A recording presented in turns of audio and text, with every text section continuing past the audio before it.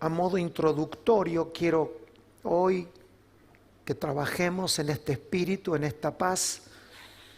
Primero que nada, quiero recordarnos que nosotros fuimos diseñados y nacimos para dar a conocer a Dios. Esta es una declaración que incluye a todos los seres humanos que nacen en la tierra, sin importar el momento de la historia. Por diseño nacemos para dar a conocer a Dios. Si nosotros no respetamos este principio de que nacemos para dar a conocer a Dios, comienza un proceso de degradación en el ser humano. El ser humano no se degrada por el pecado.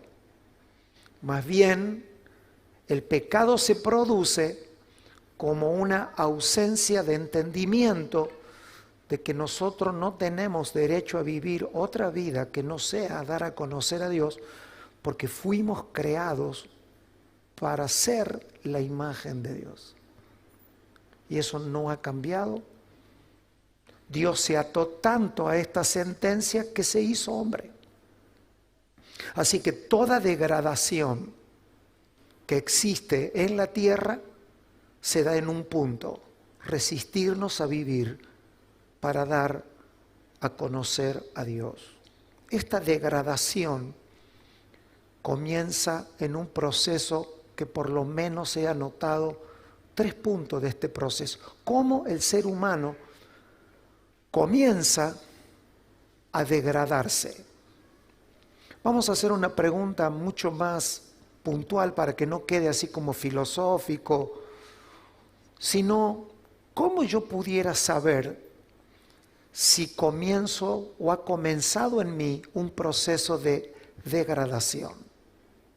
Mientras que habitamos este cuerpo, tenemos que cuidarnos cada respiro, cada acción, que cada cosa que en nuestra vida dé una señal de que un concepto de degradación ha empezado en nuestras vidas, suenen todas las alarmas. ¿Sí?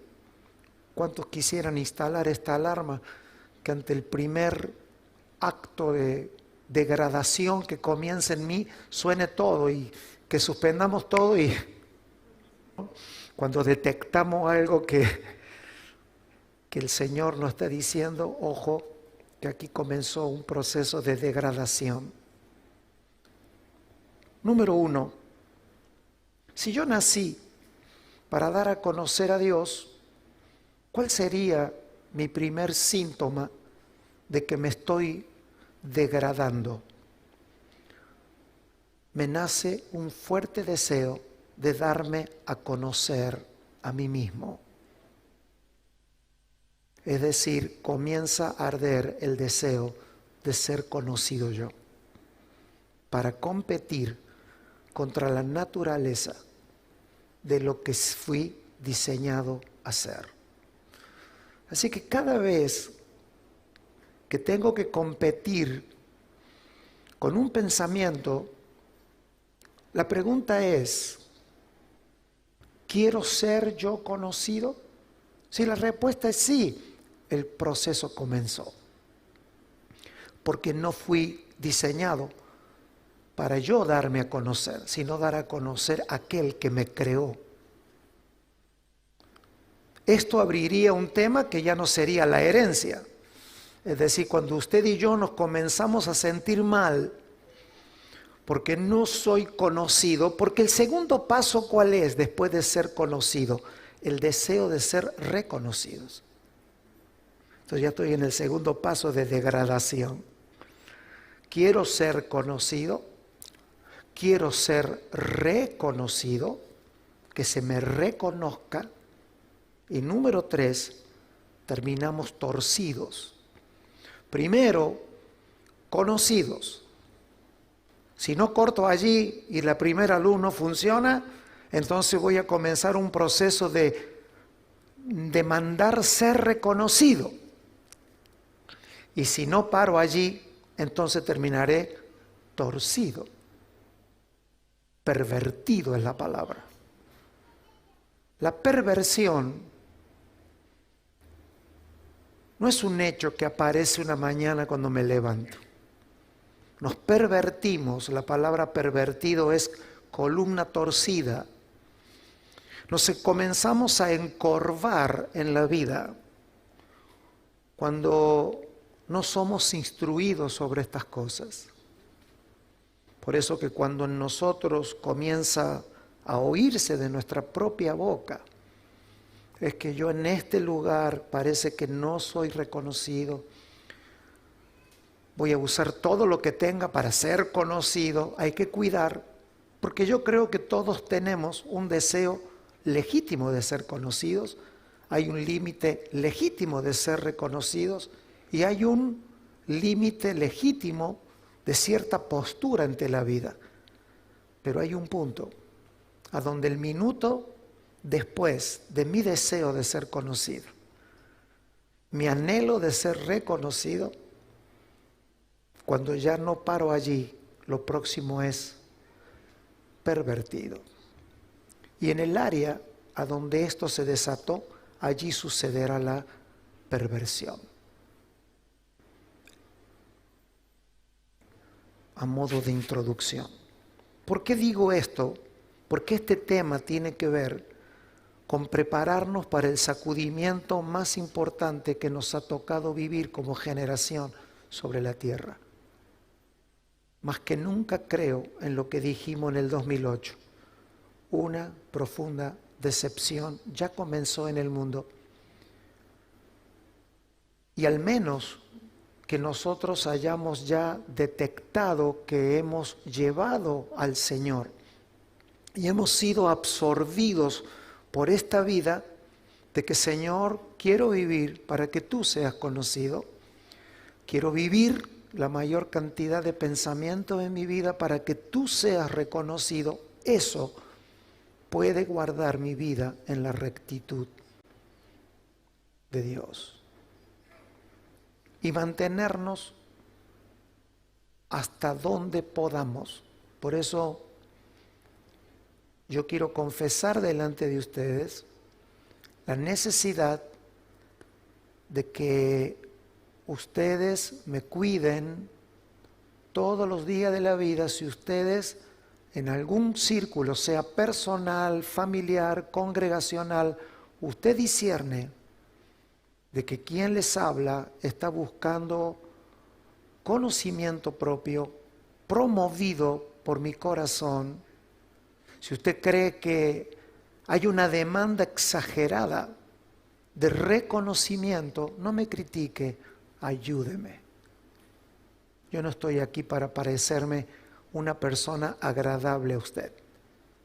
Si fuera así, eso lo demandaría si todos nos dedicásemos a representar al mismo. Entonces, yo les pido de que usted no haga de mí, le estoy dando el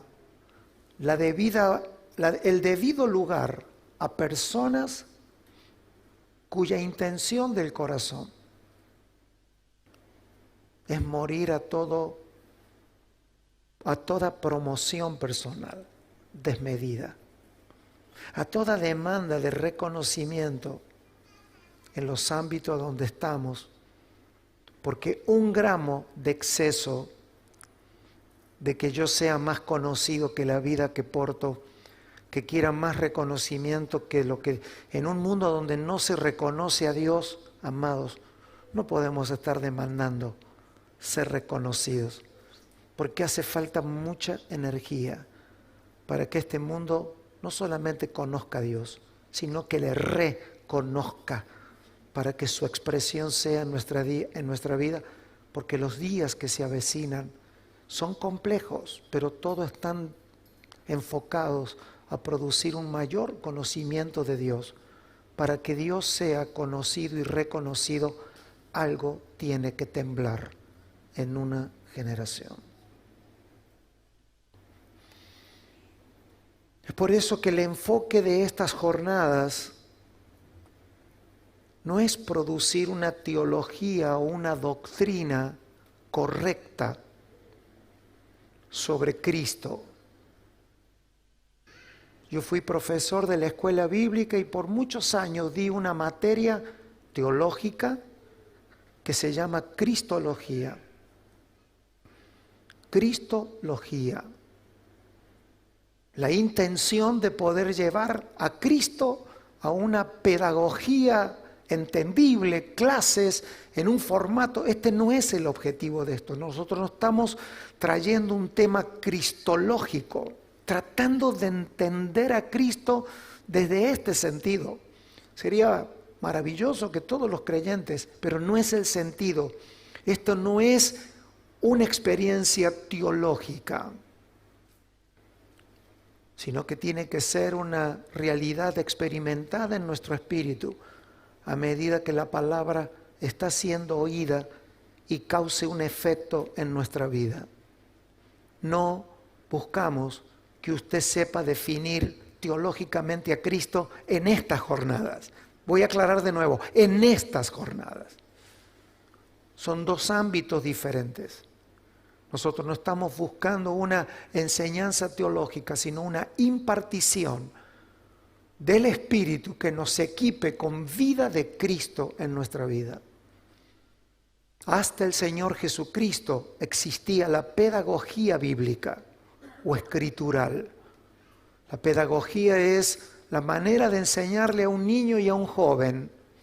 También existió siempre la andragogía, la enseñanza para los adultos, pero la iglesia nada de eso puede practicar en el Espíritu, porque en esta reunión, una de las razones por la cual la iglesia ha tenido que partir por siglo a la gente en edades, en tipo, en sexo, es porque no renunciamos a que la iglesia no es ni pedagógica ni andragógica. La iglesia tiene la pedagogía del Espíritu, que se llama la pedagogía del ADN, de la genética de Dios en nuestra vida. Y a nosotros nos tocó salirnos de las aulas para aprender por la vida. Es la única posibilidad que tengamos, que nuestra inteligencia esté metida en nuestras vidas y que esa inteligencia brote por el sonido y por el llamado de la predicación y de la enseñanza.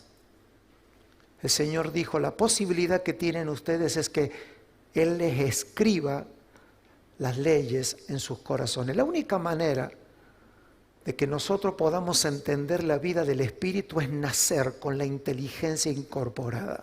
Es la única posibilidad. Entonces nos tocó esta transición. Yo nunca oí de esta forma en que la estoy diciéndosela a ustedes lo que estoy queriendo decir. No crea que a Dios lo vas a poder entender en plenitud, ni pedagógicamente si eres un niño o joven, o andragógicamente si eres una persona adulta, escuchando a alguien de tu edad hablar de Dios. No es ni pedagógico ni andragógico, el Evangelio es espiritual y es el llamado a una inteligencia que ya está dentro nuestro y que debió ser impuesta cuando nacimos de arriba. Y esa, de alguna manera, es a lo que queremos apelar. El shock es muy grande. Yo vengo del otro lado. Yo vengo de la sobredosis de las clases, de la sobredosis de la pedagogía. He invertido mi vida en aulas, auditorios como estos, y sé que a esa cantidad de horas puntualmente le debo muy poco, pero redimiré el tiempo, creyendo que somos parte de una generación a donde lo externo va a ser absorbido por la realidad de la inteligencia que ya está, por la vida de Cristo que nos ha sido impartida en nosotros. No vine a instruirle, vine a llamarle a que resuciten toda la inteligencia que les ha sido dada, si la sabiduría de Dios es real, que está en forma de vida en nosotros. Esa es esa sabiduría a la que apelamos, no a la teología, sino a la experiencia con el Cristo que resucitó, no con el que enseña en Jerusalén. no con el que se para en la montaña, ni se sube al púlpito, ni busca un micrófono, sino con el resucitado, con aquel que todo lo llena en todo, que no necesitas un lugar para saber de Él, porque Él está en forma de sabiduría dentro tuyo. Y que por los próximos 100 años hará falta congregarse. Yo ya no viviré para cuando no haga falta congregarse.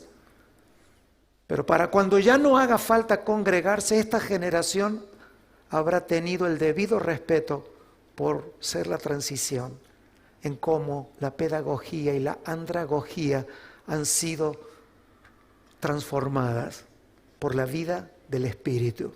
Andad en el Espíritu y no satisfagáis los deseos de la carne. Los apóstoles ya lo enseñaban. Llegará el día que no hará falta quien le enseñe. De ese versículo se han hecho estrago en los últimos 300 años. La Biblia dice que no hace falta quien le enseñe, ¿verdad? Yo no puedo ir en contra de lo que dice la Biblia.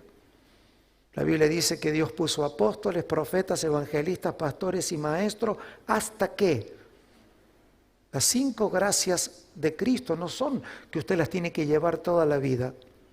Usted puede quedar capacitado si usted ha pasado eficientemente por las 5 gracias, porque no es para siempre, hasta que alcancemos la medida de la estatura. El día que tú digas, yo tengo la estatura del varón perfecto, tú no necesitas seguir oyendo a predicadores. Quizás no tengo toda la luz, pero me quiero adelantar para que nuestros mensajes no suenen a tu oído como si nosotros por estar aquí estuviéramos haciéndole un favor a alguien, o porque estar aquí vamos a ser bendecidos. Estamos aquí porque tu espíritu clama por una voz que llame a sacar lo que está ya dentro de ti. Nada más que estamos resolviendo problemas transgeneracionales que algunos muy apurados creen que esto se va a resolver con 4 gritos, 5 cultos y 3 alabanzas y 18 materias bíblicas. Todo eso es bueno, pero el tiempo se ha inaugurado en que tú sepas que la sabiduría y la inteligencia de Dios, si has nacido, si hemos nacido de arriba, está dentro nuestro, y con gestión espiritual eso va a salir a luz, y tú no estarás limitado ni a estar en algún lugar del mundo, ni vas a estar limitado en un trabajo, porque las riquezas que nos han sido dadas en Cristo se proveerá de todo lo que necesitamos para cumplir el propósito de darle a conocer. Una forma de ser pobre en el sentido más negativo de la vida es trabajar para ser conocidos, reconocidos y convertirnos en pervertidos. Por eso creo que nos hemos equivocado como generaciones, y si mi voz sirve para que en ustedes se rediman los hombres y mujeres que nos hemos equivocado en gestión en este asunto, no en todos los asuntos, no oiga mal, en este asunto que se llama la herencia, quizá mi voz pueda servir para que sus oídos dejen de estar cargados de culposidad sobre un asunto de gestión que debemos de resolver en nuestra vida, que es el error que se ha cometido con una generación o muchas generaciones de creyentes, donde la iglesia fue muy efectiva en promover salvación, pero muy ineficiente en tener creyentes ricos como su padre. La única manera de que un padre haga rico a sus hijos es a través de la herencia, en términos espirituales. Y nos hemos equivocado. Nos hemos equivocado en el asunto de la herencia de los hijos de Dios. Pensamientos muy dañinos como A veces ni siquiera los decimos porque entre nuestros ámbitos eso no se promueve mucho, pero me doy cuenta que aunque no lo digamos está en forma genética en un evangelio rancio de esperar que morirnos, porque sí, cuando nos muramos finalmente vamos a recibir una herencia. Nos encanta en la mente la idea, es este deseo de ser reconocidos y conocidos. Nos encanta creer que nuestra muerte nos va a hacer acreedores de una herencia. Hasta suena terrible.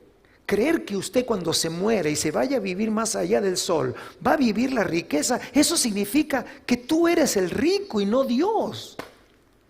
Que tu muerte va a coronar tu herencia. Eso es una perversión.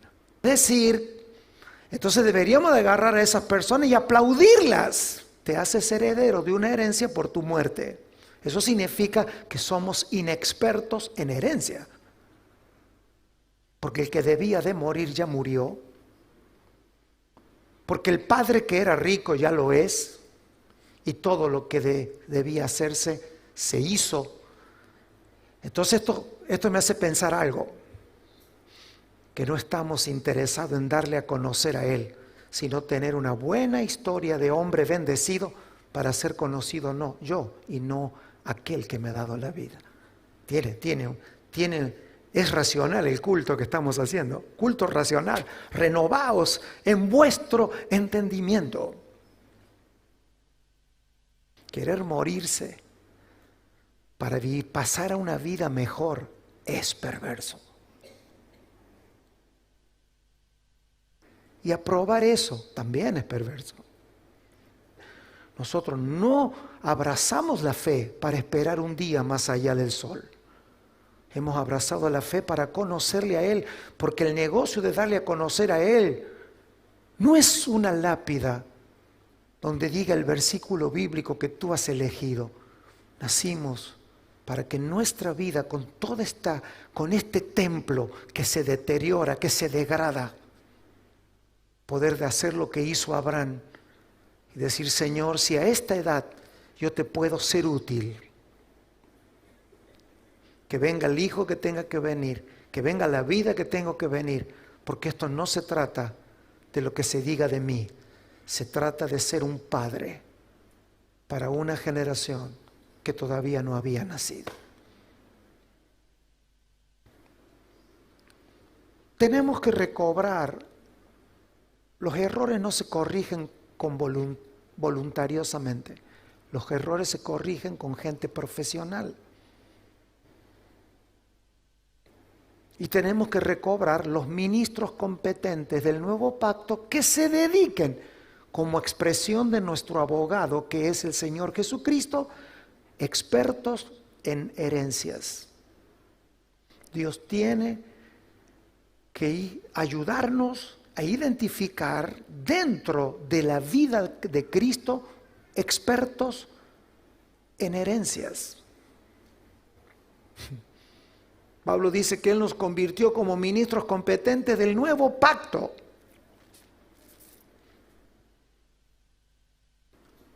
Entonces no solamente quiero tener un diagnóstico, quiero tener una palabra de fe para usted. Quiero decirle que el error ha sido que los creyentes por año cultivan una salvación, que el próximo paso es morirse salvo. Pero entre la salvación y tu huida o escape de esta tierra está la vida de la fe. Y de eso se trata la vida de la fe. Usufructuar mientras que estamos en este templo de las riquezas que hemos recibido como herencia en Cristo y que son vivibles mientras estemos en este cuerpo.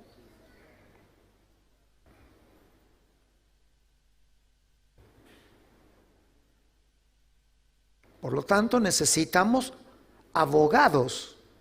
Algún aspecto de las 5 o la quíntuple gracia de Cristo dada a los hombres, apóstoles, profetas, evangelistas, pastores y maestros, en el Espíritu tienen que aparecer. Y esa es la buena noticia. Si nos lo demandamos, van a aparecer porque son personajes de hábitat. Recuerden que las gracias apostólicas, proféticas pastores, maestros, según el diseño de Dios, aparecen por hábitat. Es decir, si tú quieres tener un mono en tu casa, puedes tener uno al revés, traerte uno de algún lugar del mundo y tenerlo con sujeto a prisión. Tú puedes traer un mono y tenerlo en la puerta de tu casa. O tienes una opción más legal, crea una selva. Porque si tú tienes la selva, estos seres de hábitat aparecen. Y cuando los hábitats no son, se extinguen. Por tanto, los pueblos somos responsables de que las gracias de Dios aparezcan en nuestra vida. Siempre me preguntan por qué se extinguieron los apóstoles. Y los apóstoles se extinguen como los animales cuando les sacas los árboles. Si tú sacas la selva, extingue los animales. Cuando hay una asociación ilícita entre los pueblos, y esto me refiero a usted de manera personal y a mí, si yo no me levanto todos los días siendo intencional en que la vida de Cristo apostólica, profética, evangelística, de pastores y de maestros, mi vida literal y personal sea un aporte a ese hábitat, yo me voy a quedar con títulos en la iglesia, pero no con estas fieras benditas que las necesitamos para que produzcan una medida de vida entre nosotros. O sea, usted no por estar en una iglesia, ni yo, porque haya un pastor, usted tiene un pastor. Usted no tiene un pastor por imposición, es si su corazón es el hábitat de un pastor. Y el mío. La vida pastoral y apostólica existen los corazones selváticos que han creado un corazón y que son intencionales en que el corazón orgulloso no los extinga en forma de gobierno en nuestra vida. No hay tal cosa, hay un apóstol en la iglesia y eso es en el salón o cuando se predica. No, eso existe o no existe en nuestra vida si nuestros corazones tienen la flora y la fauna necesaria. No es teológico, es experimental. Y cuando nosotros nos congregamos, ¿qué buscamos? La medida suya en más grande. Si tienes un árbol, puedes tener una hormiga, pero si tienes 1000 árboles, tú puedes crear un hábitat diferente. Tú con un árbol no cambias mucho, pero con 1000 árboles tú puedes cambiar la ecología de un lugar. Para eso nos congregamos, al menos eso es lo que yo creo. El Señor Jesucristo vino a la tierra y Él se rodeó de 12 y los llamó apóstoles. ¿Por qué los llamó apóstoles? Porque era su hábitat. Esos 12 no sabían nada de la Biblia, pero el Señor los llamó. Y si Él los llamó, Él los plantó. Y si Él los plantó, Él sabía que no daban a la medida. Pero las tinieblas sabían bien quiénes eran ellos. Durante 3 años y medio, nadie se pudo acercar a ese bosque llamado los 12. Con el gusto de que había uno que se estaba pudriendo por dentro, pero solo el Señor sabía. Para Roma era un cinturón ecológico de protección. Nadie puede tocar al león que está adentro. Nadie puede tocar a la fiera, ¿verdad? Así que ayúdeme con este principio. Deben de aparecer en la ecología de mi fe expertos en herencias. Bueno, ustedes saben que en términos de competencias, nuestro Salvador es abogado. Por lo tanto, las 5 gracias apostólicas, proféticas, de enseñanza, tienen que estar llenas de hombres y de mujeres que se dediquen solo a herencias. ¿Por qué? Porque esto se trata de que hay una sucesión, hay una herencia que está en nuestra medida de fe. Es parte del derecho de la vida de los santos adquirida por Cristo en la cruz y está llena de complejidades. Si usted hablara con algún abogado que se dedica a herencia y a sucesión, usted tiene que saber que hay un montón de vericuetos, porque cuando una persona muere, muchas cosas cambian en una familia. Cuando alguien muere, muchas cosas pasan en una familia. Hay elementos que se desestabilizan, hay situaciones que surgen. Y en la familia celestial alguien murió. Y no lo podemos resolver teológicamente. Porque teológicamente se resuelve en una clase. Se tiene que resolver experiencialmente. Porque a nadie le duele igual que muera una persona directa tuya a que muera alguien que usted se enteró porque se lo dijo un vecino. Las muertes afectan según el vínculo que tú estableciste con el que murió.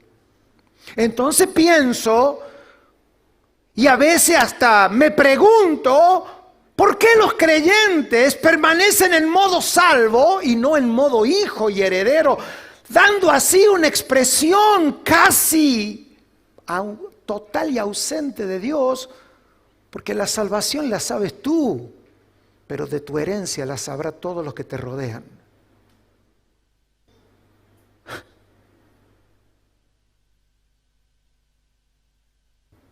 Pero si cada uno dice cómo es,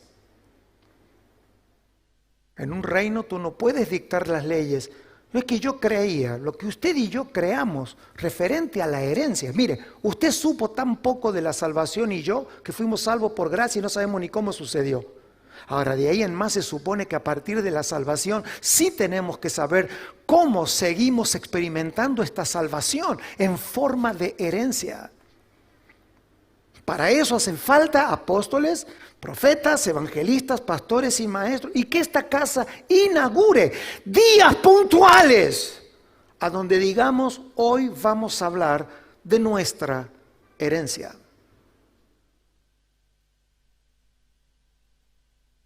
¿Por qué? Porque si no lo hacemos, entonces sumaremos a nuestra vida los pecados de querer que se nos conozca, que se nos reconozca y que nos torzamos, conocido, reconocido y torcido. Pero ¿qué tal si entregamos nuestra vida y ser intencionales? Por eso los asuntos de familia y herencia suelen juntarse en la vida de un abogado. ¿Qué hace familia y herencia y sucesiones? ¿Por qué? Porque están ligados. Nosotros tenemos que resolver este problema no con el diablo, sino como familia. El problema con las tinieblas ya fue resuelto en la cruz. La muerte resolvió absolutamente toda ligadura que teníamos con el pecado. Pero esto no se trata de la victoria de la muerte sobre la muerte espiritual. Ahora se trata de una vida en la herencia. Ya no tiene que morir más nadie para que tú seas rico. Eso es lo que te tiene que liberar hoy. Tú no necesitas que algo suceda para que la medida de riqueza que necesitas para tu propósito se exprese. Si todavía algo tiene que suceder, entonces lo que debió suceder nunca sucedió.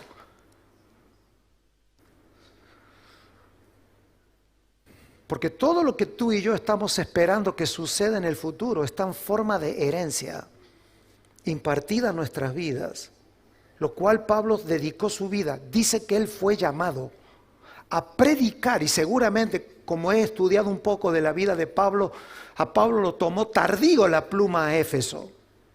Pero él dice, yo que soy el menor de todos, me fue dada la gracia de predicar el evangelio de las inescrutables. Ahora, ¿cuánto tiempo te tiene que llevar a ti y a mí convencernos que lo que fue postrero para Pablo, lo que fue la tarde de Pablo, tiene que ser nuestro amanecer? ¿Por qué te vas a dedicar a aprender de cosas que se suponen que en la inteligencia espiritual, si yo puedo acceder a esas riquezas, las riquezas me van a ayudar en el aprendizaje de las verdades de Dios? Creo que alguien experto en herencia, y no voy a entrar en detalle por la lluvia de abogados que nos oyen, tiene que saber mucho sobre si un testamento es formal o no. Por ejemplo, yo desde que tengo uso de razón he escuchado a predicadores hablar del Antiguo y del Nuevo Testamento. A partir de hoy voy a empezar a preguntarle a todo lo que usen la palabra Nuevo Testamento. ¿Usted sabe lo que es un testamento? Por ejemplo, ¿cómo se registra una última voluntad, no? Pero las voluntades de los muertos, si no están legalizados, no son verdad. Son voluntad y no es verdad. Así que tampoco es pasarnos la vida diciendo la voluntad de Dios, la voluntad de Dios. Yo conozco la voluntad de Dios, sí, pero si la voluntad de Dios, además de saberla, no está legalizada, establecida, demandada, ejecutada. Alguien que te ayude, eso te pertenece. Alguien que se especializó en herencia.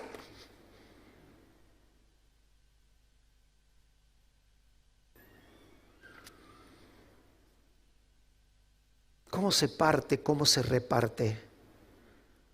¿Cómo puede alguien, por saber leyes, impugnar la voluntad de alguien? Si hubo una palabra que estuvo mal puesta, una coma que estuvo mal puesta.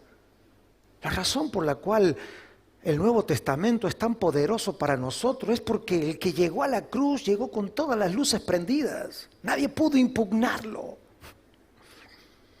No, lo que pasa es que ya Jesús lo tenían en los últimos 2 o 3 años ahí. Ni sabía ni quién era, hablando pavadas, tonterías. No, sanito, desde la cruz, todavía clavado. Mamá, ahí está Juan, ahí está la mamá, me la cuidas a la mamá. ¿Qué te puede?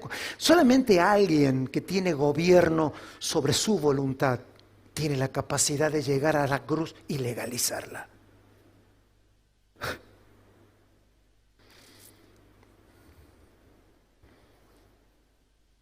Creo que la mayoría de los creyentes reclaman una vida interior que no estamos dispuestos a enfrentar los tiempos y los procesos del Espíritu para entenderlos y que esa herencia, lo que pasa generalmente con las herencias, es que si los que reciben no están entrenados por el que dio la herencia, las herencias pueden pervertir el corazón, porque si la herencia no llega en forma de entrenamiento, no llega en forma de capacidades del Espíritu, la herencia puede acelerar los procesos de corrupción internos de una persona.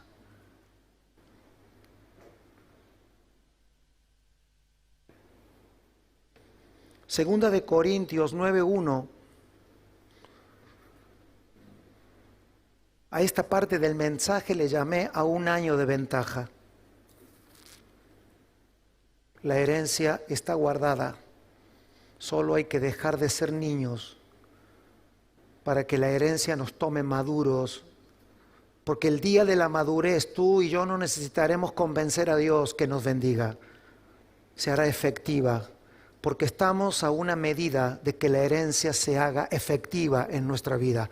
Porque el que debía de morir ya murió, las riquezas ya están guardadas y preservadas y nadie tiene acceso porque están protegidas en el Señor. Solo esperan que el heredero deje de ser niño para dejar de parecerse a los esclavos. Levante su mano. Esta es la voz de Dios a la iglesia desde hace 20 siglos. El único espacio que hay entre un hijo de Dios enriquecido, según vamos a definir hasta donde podamos, más ustedes promoviendo, deje su mano un minuto allí. Esta promoción tiene que ser de ustedes. Recién mientras que hablaba nuestra querida Roxana decía, ¿cuántos habrán aquí que pueden pasar estos días, que se desaten, que no estén esperando la inteligencia de alguien que se acuerde de ustedes? Muchos de ustedes están listos para pararse y dar, pero es hora de que rompamos los miedos de los niños y alcancemos una madurez del Espíritu. Levante su mano. Lo único que separa a un creyente de otro, de su estado de poder y de autoridad en Cristo, es una medida de un alcance, de algo que tenemos que descubrir, porque no quiero decir tan fácilmente, usted tiene que crecer, usted tiene que madurar. Estamos hablando de una experiencia que va a producir un acercamiento entre el niño heredero y la herencia expresada. Y eso tiene que ser un trabajo que no se ha hecho. No se ha hecho. Preferimos seguir trabajando como esclavos y no dedicar nuestra vida a, por favor, háblenme de la herencia. Yo no quiero ser famoso, yo quiero vivir de la herencia de mi padre. Y que los demás digan lo que quieran. No quiero ser un héroe, ya tuve uno.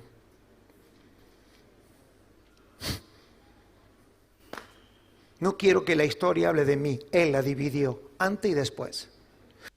En cuanto a la administración para los santos, es por demás que yo os escriba, pues conozco vuestra buena voluntad. Conozco de vuestra buena voluntad. Diga conmigo, los corintios tenían buena voluntad. Y Pablo la conocía. Yo creo que entre nosotros podemos decir lo mismo, porque que usted haya venido hoy o esté conectado allí en algún lugar del mundo, a mí no me cabe la menor duda de que usted y yo tenemos, diga conmigo, buena voluntad. Es más, no solamente Pablo dice que él reconocía la buena voluntad, de la cual dice, no solamente sé, sino que me glorío entre los de Macedonia. Pablo iba a visitar a los macedonios y decía, no saben la iglesia que tenemos en Corinto. Tenemos unos hermanos llenos de buena voluntad. Y Pablo predicaba unos mensajes. Pues conozco vuestra buena voluntad, de la cual yo me glorío entre los de Macedonia. Que Acaya está preparada desde el año pasado, y acá comienza el debate, esto es sintaxis y exegesis escritural, solamente detenerse en cada palabra. Diga conmigo, los corintios y los macedonios. Los macedonios estaban felices oyendo que los corintios eran de muy buena voluntad, pero los de Acaya estaban un año adelantados. Es decir, hay cosas que la buena voluntad no produce.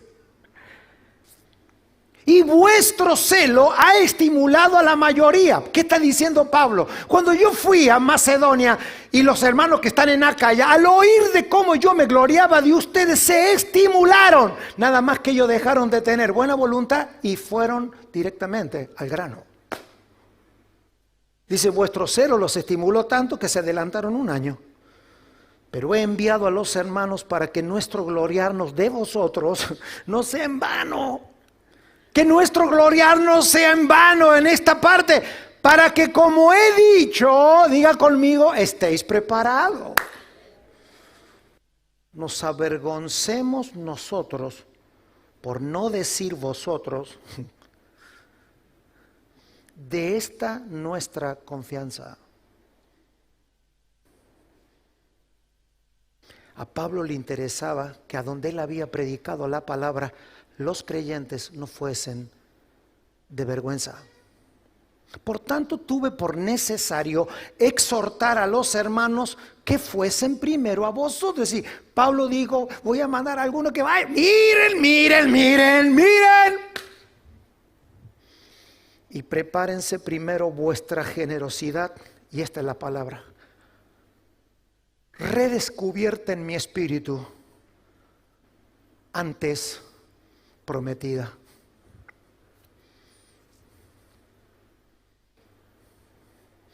Pablo dice, ustedes prometieron algo. Y Pablo tenía un oído para lo que la gente decía. Otros no. Pablo dice, ustedes prometieron atender a las personas. Porque Pablo dice, le estoy pidiendo que ustedes cumplan lo que ustedes han dicho. Y en este sentido, no son las promesas de Dios, ni las promesas bíblicas. Gente urbana que ha comprometido su palabra y la cumple. Y si no, vive para cumplirla. Todos tenemos Porque una promesa, ¿qué es? Humanamente hablando, algo que usted no puede cumplir hoy. Así de simple. Pero Pablo no está hablando de promesas personales. Está hablándole a los corintios. No le está cobrando a un hermano. Le está diciendo, hay cosas que ustedes prometieron. Y para mí no es María, José. Es el cuerpo. Es la iglesia en Corinto. Yo sé lo que se están preguntando. ¿Qué tiene que ver esto con la herencia? Bueno, leamos la Biblia. Pero esto digo, el que siembra escasamente, también segará escasamente. La pregunta es, ¿cuánto es mucho y cuánto es poco? ¿Cuánto es mucho y cuánto es poco? La medida está en tu corazón. Porque recuerde que ellos habían, ¿qué? Prometido. Digan conmigo, prometido. Había una promesa. Y lo escaso y lo abundante era por lo que ellos habían prometido. No es que Dios te esté pidiendo.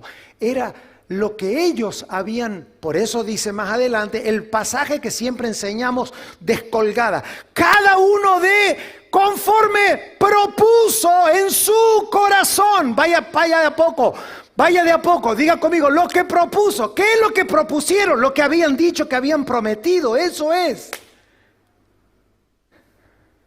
¿Y saben una cosa?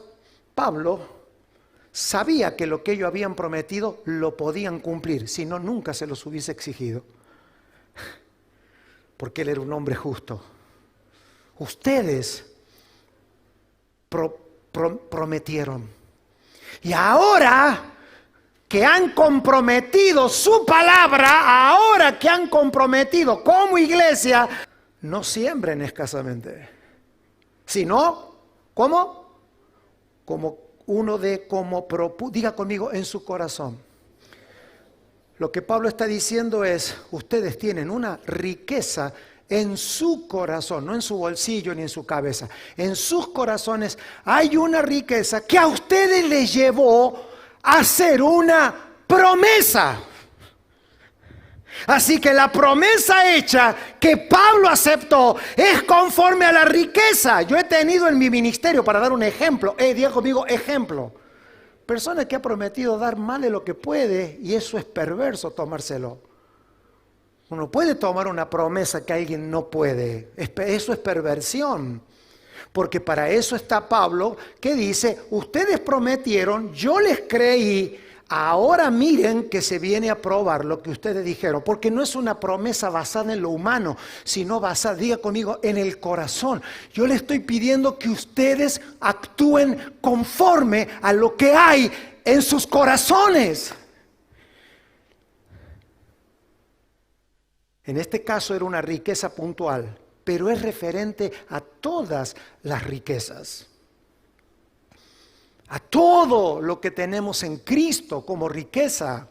Porque si nosotros vivimos en una vida sin, digan conmigo, prometer, es la base de comprometer. ¿Nunca usted oyó hablar a los creyentes que hay que tener compromiso? ¿Alguna vez oyó que los creyentes tienen que tener compromisos? Ahora, ese compromiso tiene que estar basado ¿en qué?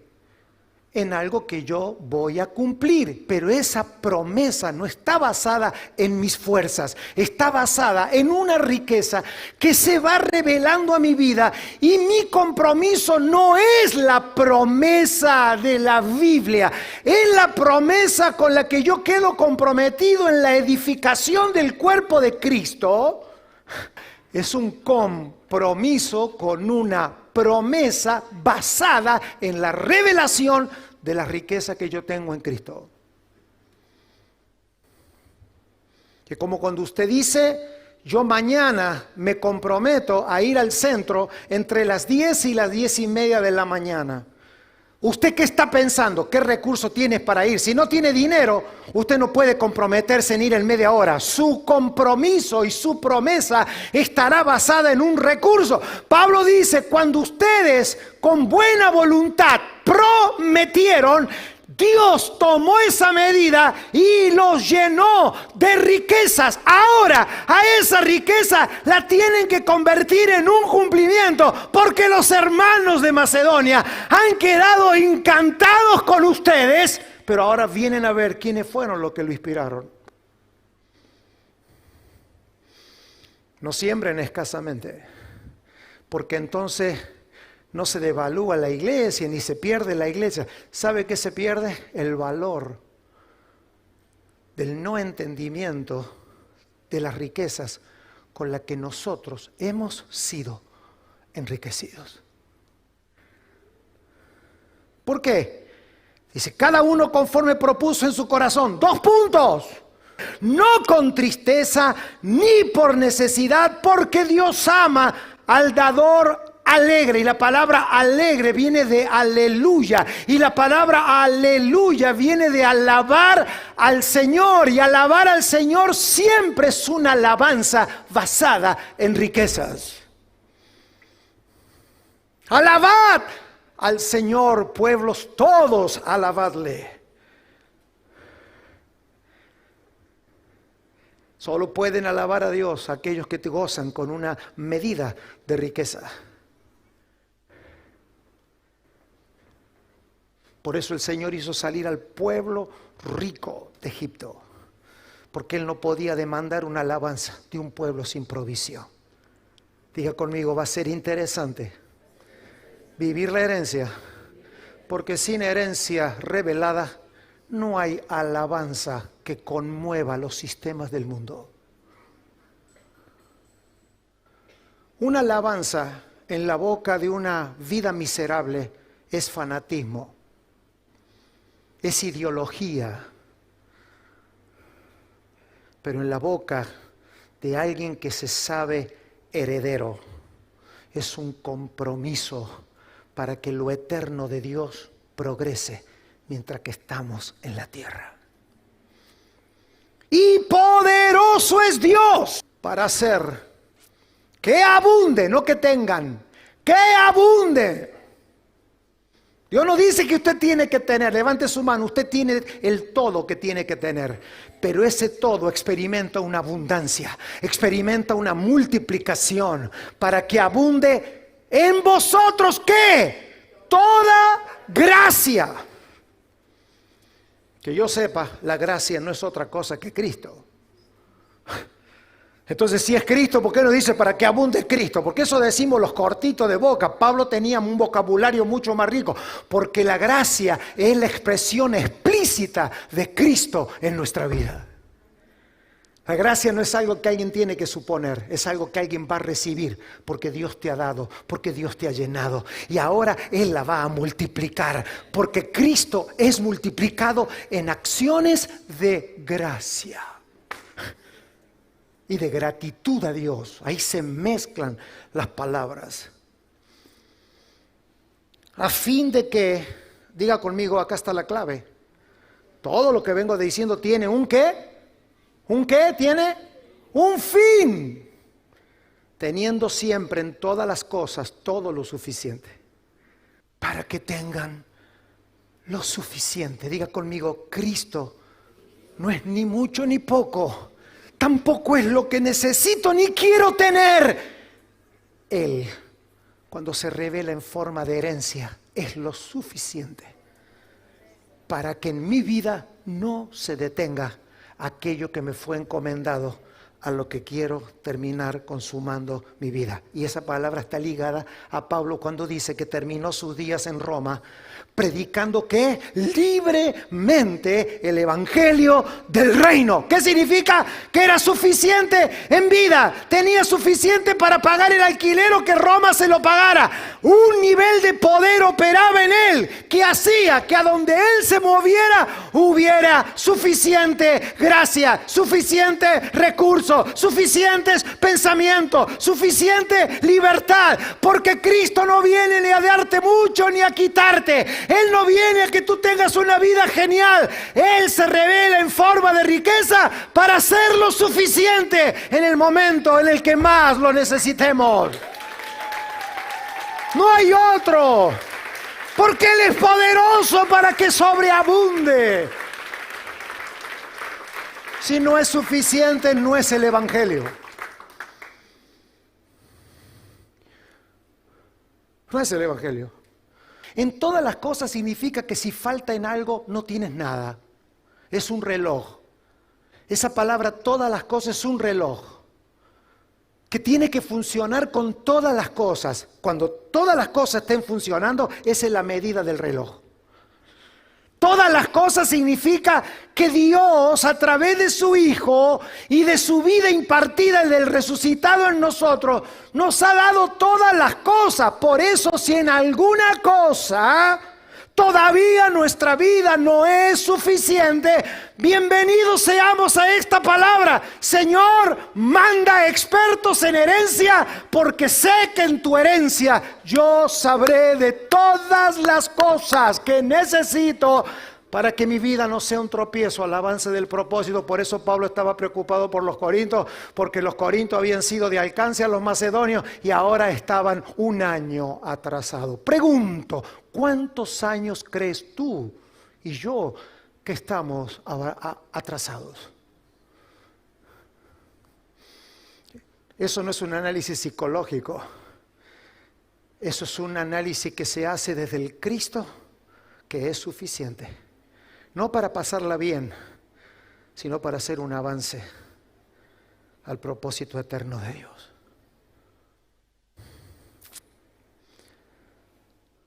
Diga conmigo, había una promesa. Y la promesa limitaba la vida de los creyentes. Todas las promesas de nuestro Padre se cumplieron en Cristo. Cristo es la suma total de todas las promesas. ¿Todas las promesas de quién? Que el Padre había dado. Pero nosotros, en forma de hijos, también nos comprometemos con una vida vincular al cuerpo. Y no es, yo prometo que si cobro un juez voy a dar una... Eso es la medida, yo diría, no más fácil, la más vulgar de cumplir una promesa. Yo no estoy hablando de esas promesas. Hablo de cada palabra que en algún momento de que tú eres cristiano salieron de tu boca en una canción, en una predicación. Señor, te serviré, yo voy a ser fiel, yo voy a ser a favor del Señor, yo quiero la vida apostólica, yo quiero servir al Señor. Si el Señor me sana. Y no es que sean promesas católicas y romanas. No, si las promesas que has tomado y que están en tu cabeza en forma de acusación nacieron de tu alma, crucifícalas en Cristo y déjalas. Pero si hay palabras que se han activado en ti y en mí, referente a la adoración, al servicio, y ahora no sé qué cosa no te gusta, y ahora estamos todos ahí planchados en el mundo, porque no sé qué me pasó a mí en la vida cristiana, salte de allí. Porque no son tus razonamientos los que te van a fortalecer, sino que lo que te va a activar son las inescrutables riquezas de Cristo, esperando de que tú y yo digamos, Señor, lo que salió de mi boca y es tu voluntad, se va a multiplicar para que los hermanos cuando vengan a casa, yo no sea un fiasco, sino que sea una medida de provisión.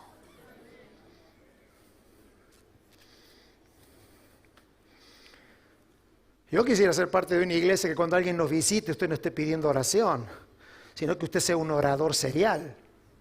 Perdóneme. Sí, a los más nuevitos que tienen 2 o 3 días acá viniendo, sí, pero usted que tiene más de 6 meses acá, usted tiene que ser un orador serial, un orador de hora.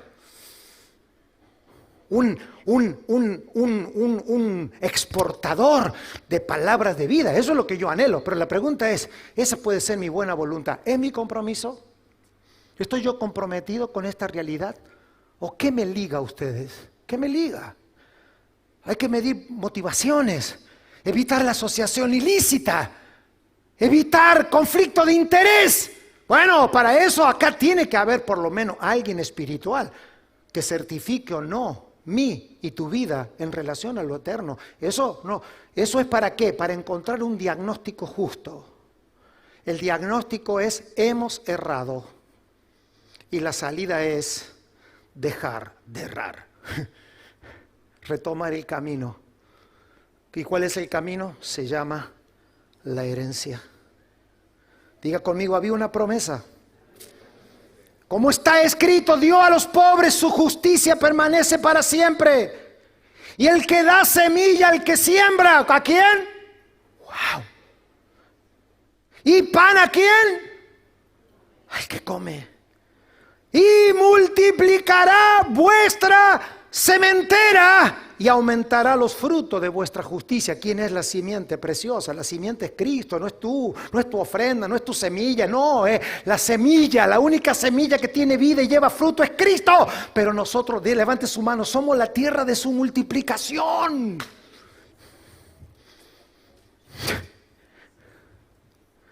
Si Cristo va a seguir expresándose en la tierra, Él ha determinado darse a conocer a través de sus hijos. Es por eso que cuando parezca que más eres ignorado por todo lo que te rodea, es el anuncio de la profecía que Cristo será más conocido. Tú no puedes tener una resurrección en gloria si no estás ocultado en lo más profundo de la ignorancia de todos los que te rodean. Tienes que dejar de verte para que alguien se comience a ver. No puedes ser Cristo y ser repartido en todo el mundo y que todo el mundo te aplauda.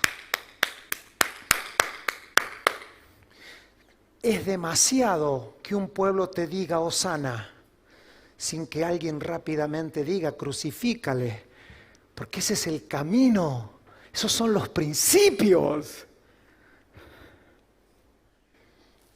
Por eso necesitamos un ayuno de exposición, un ayuno de demanda.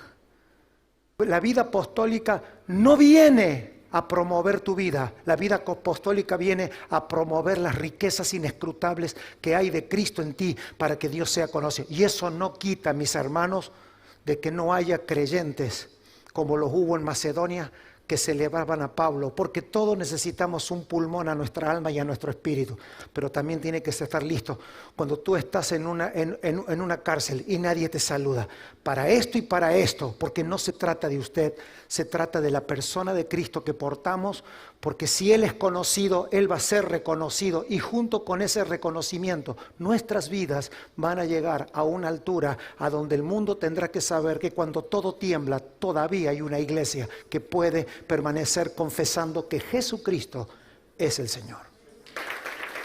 Porque la administración de este servicio no solamente suple lo que a los santos falta, sino que también abunda en muchas acciones de gracias a Dios. ¿Lo está leyendo o no? Porque la administración de este servicio, ¿cuál servicio? Todo lo que quiere que les predique de nuevo, todo lo que venimos hablando, el intercambio de esto, que tú recibes la herencia, descubre cuál es esta herencia. Viene un abogado y dice, esta es tu herencia. Usted toma de la herencia y dice, yo me comprometo basado en la herencia, pero para que yo me asuma y cumpla con el compromiso tomado según la herencia, tengo que saber cuál es la herencia. Para eso necesito un abogado, para que la herencia se haga efectiva en mí. Esta administración, ¿sí? Para los que se aburren en la iglesia, esta administración de este servicio no solamente suple a los santos. ¿Cómo? Yo quiero que la iglesia sea bendecida. Ministre al Señor. Diga conmigo, a los que a los santos les falta. Sino también, ¿cómo? Abunda en muchas acciones de gracias. ¿A quién? Diga conmigo, de esto se trata el negocio. Recuerden que esto es los negocios del Padre. Así que esto se trata de un padre que da un hijo, que trae una herencia, que por ser sembrada reparte muchas semillas. Los santos multiplican esa herencia y de todo lo que sobra, que es más de lo que usted necesita, vuelve. ¿A quién? A su Padre. ¿En forma de qué? De acción de gracias, que es como se entra a las puertas de la adoración a Dios. Dios mío, lo voy a decir en inglés, mamma mía. Pues por la experiencia de esta ministración, ¿qué dicen? Glorifican a Dios. Diga conmigo, por la experiencia. No es por la teología, por levanta su mano y diga, si esto queda acá, pero si se experimenta, ¿cuántos quieren que esto se experimente? No es por tu buena voluntad, es por tu compromiso. Pero diga conmigo, esa voluntad tiene que entrar en un proceso de suministración, de entendimiento profesional, con abogados que me enseñan sobre la herencia. Y usted va a tener tanto apuro de la herencia como necesidades tenga. Usted dice, no, la verdad es que a mí no me interesa. Estoy tan bien que lo voy a postergar para el año que viene esto. O salvo que tú tengas una desesperación santa para que las herencias en Cristo se revelen a tu espíritu y al mío. Yo con esto no quiero feria judicial. No, Señor, abre mi vida. Hazme chocar con esos abogados del espíritu. De esos que me animan diciendo, vamos adelante, Juan, vamos. No, de aquellos que me animan diciendo, heredero, por la obediencia que profesáis al Evangelio de Cristo y por la liberalidad. Ahora está diciendo cuáles son los compromisos que tenemos que tomar. Estos son los compromisos. Obediencia al Evangelio de Cristo. Diga conmigo, la obediencia al Evangelio de Cristo. Y por la liberalidad de vuestra contribución. O sea, Pablo está ligando el Evangelio de Cristo con la contribución. ¿A qué debería de parecerse cuando alguien tiene a Cristo en su vida? A liberalidad. Para ellos. ¿Para quién? Pablo sigue enganchado, ¿eh? ¿Se acuerdan? ¿Con quién está enganchado Pablo? Con los macedonios que van a venir porque dijeron que en la iglesia hay hermanos de buena voluntad. El tipo está enganchado ahí, no sale. Nunca se salió del eje.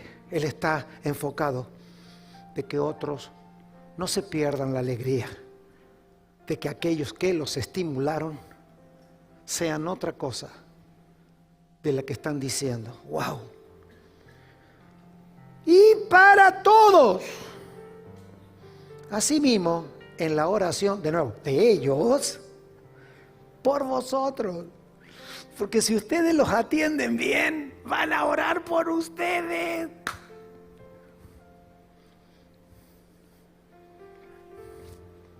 ¿Cuántos quieren estar en oraciones justas?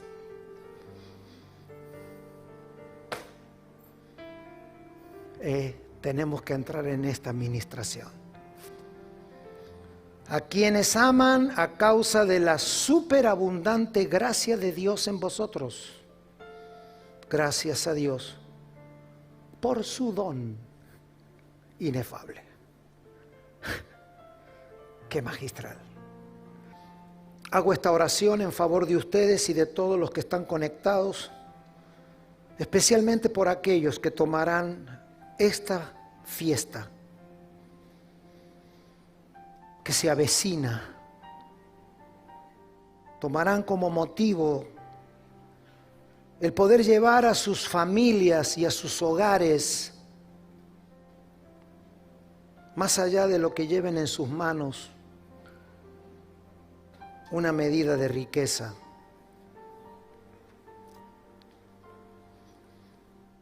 No creo que Dios tenga el menor interés de que su niño sea conocido. Estoy seguro que mi Padre anhela de que su hijo sea conocido. Tenemos que cambiar al niño por el hijo. Y el hijo no es una medida palestina de verdad. No es una medida de pesebre, es una medida que vive. Igual que el Señor, famoso para ti, que hace 2000 años que vivió, pero ignorado por ese hombre que dijo, no tenemos lugar para que Él nazca. Siempre la historia es la misma. Dios no viene en forma de esa contundencia, no, siempre lo de Dios es difícil de identificar en vida. Siempre será un loco el que construye un arca a 2000 kilómetros del mar. Siempre será un loco alguien que se junte con 40 de endeudados para hacer un ejército. Amados, no puedes demandar ser conocido ni reconocido si es de Dios. Si es de Dios, la tendencia es ignorar, pero la respuesta será responder. Levante su mano.